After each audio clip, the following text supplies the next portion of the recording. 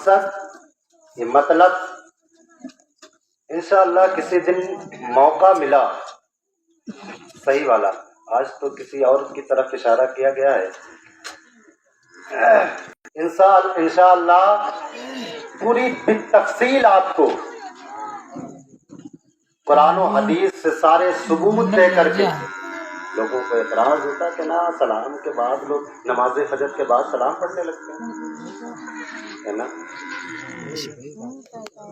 ایک بندہ چھوٹا سا تبدیل ہو جائے گی، یہ تمید مالک اس کا دروازے پر چھوٹا بات بہت لمبی ہے، واقعہ بہت لمبا ہے، لیکن آپ کو چھوٹی سی بات میں سمجھا دیتا.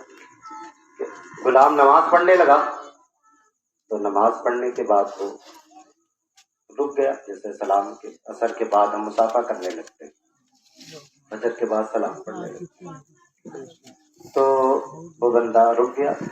آقا مسجد کے باہر اس کا انتظار کر رہا تھا، آقا انتظار کر رہا، اور جب ٹھکا نہ تھا سارے نمازی گئے تھے اس کے ساتھ میں، سب واپس آ گئے. بندہ میرا غلام تھا، میری بات مانتا، میری چوٹیاں سیدھی کرتا، میرے لیے پانی لاتا، سب کچھ کرتا. بندہ رکا پڑا ہے، آقا تو پھر آقا ہے. اسے غصہ آ رہا تھا پیچھے بیٹھتے بیٹھتے مسجد کے باہر، چہرے پر شکن آ رہی تھی، تکلیف ہو رہی تھی کہ بندہ ابھی گیا، سب آئے گئے اور واپس آ گئے، میرا غلام نہیں. تو عاشق مصطفیٰ تھا، اس نے نماز کے بعد درود پڑھنے پر ٹائم لگا دیا، درود پڑھنے پر ٹائم لگا دیا. اور جب ٹائم لگایا نا، ادھر غلام نماز کے بعد درود کے لیے، ادھر نماز کے بعد درود کے لیے غلام درود میں لگ گیا، ادھر آقا انتظار کر رہا تھا کہ میرا غلام جتنے گئے سب واپس آ گئے، لیکن میرا غلام رک کیوں گیا؟ تو اسی آقا انتظار کر رہا، مقدر کی بات ہے، سکندر کی بات ہے، جتنے گئے واپس آ گئے، میرا غلام واپس کیوں نہیں آیا؟ تو پتہ یہ چلا کہ ہر انسان کو درود پاک پڑھنے کی توفیق نہیں ہوتی ہے. وہی انسان درود پاک پڑھتا ہے جس کو میرے مصطفیٰ صلی اللہ تعالیٰ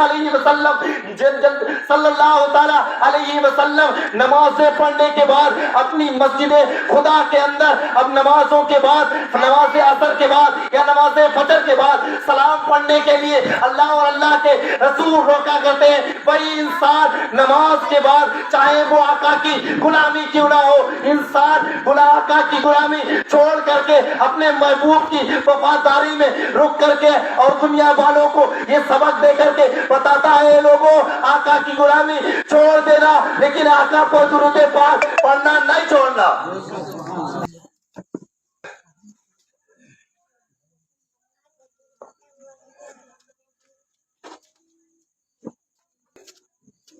علامہ حضور اختر رضا صاحب قبلہ ازہری المعروف حضور تاج و شریعہ علیہ رحمت و رضوان، کون نہیں جانتا اس شخصیت کو؟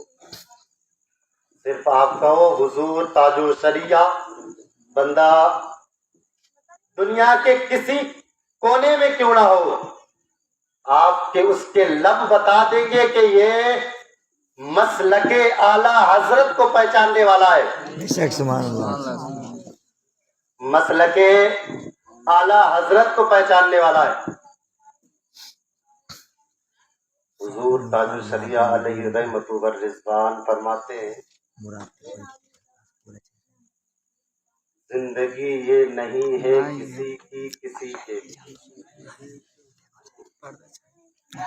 زندگی یہ نہیں ہے کسی کی کسی کے لیے، زندگی ہے نبی کی نبی کی نبی کے لیے. بے شک، سبحان اللہ سبحان اللہ. اور آگے شعر کے اندر لکھا ہے نا سمجھ مرتے ہیں زندگی کے لیے. بے شک، سبحان اللہ. کہتے ہیں نا کہ بچہ نہ سمجھ ہے نا، اسی کو بچہ چونکہ نہ سمجھ کہتے ہیں نا، جملہ سمجھنے کی کوشش کرے.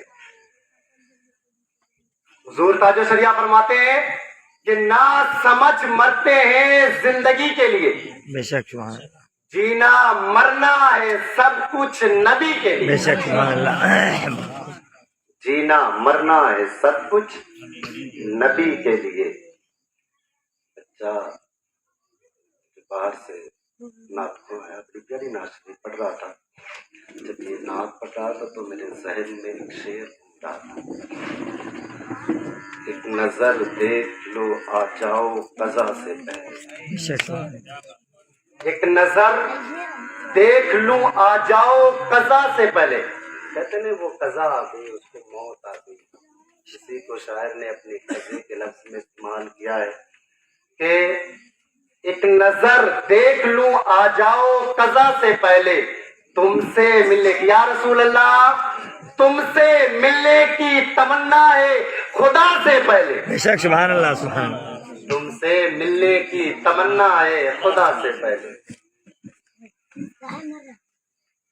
मेरे इमाम अजीमुल बरकत